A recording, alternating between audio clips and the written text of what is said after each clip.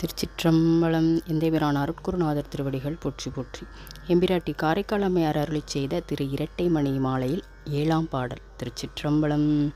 உரைக்கப்படுவதும் ஒன்றுண்டு கேட்டின் செவ்வான் தொடைமேல் இறைக்கின்ற பாம்பினை என்றும் தோடேல் இழிந்து ஓட்டந்து எங்கும்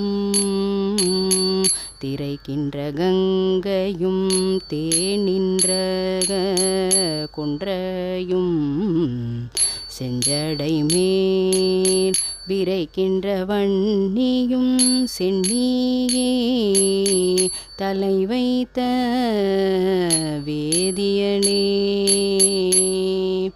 இதன் பொருள்: எம்பிராட்டி காரைக்கால் அம்மையார் தாயின் நேயமோடு கழறும் தலையன்பின் காதல் மொழி இது. விரைந்து ஓடி ஒலிக்கின்ற கங்கையினையும் தேன் பிளிற்றும் கொன்றையினையும் வாசம் மணக்கின்ற வன்னியினையும் திருமுடி மேல் செஞ்சடையுள் வைத்த வேத பொருளே, தேவரீர் திருமுன் கூற வேண்டுவது ஒன்று உண்டு. அதனை திருச்செவி மடுப்பீரானால் சீறுகின்ற பாம்பினை ஒருபோதும் தொடாதீர்கள்.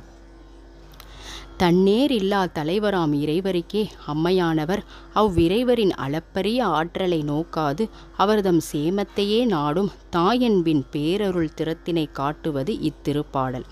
இறைபக்தியில் ஆராய்ச்சி வேண்டா, அன்பே வேண்டும் என்பதை புலப்படுத்தி அருளியவாறு இந்த பாடல் கருத்து அமைகிறது. திருச்சிற்றம்பலம். எம்பிராட்டி காரைக்கால் அம்மையார் திருவடிகள் போற்றி போற்றி.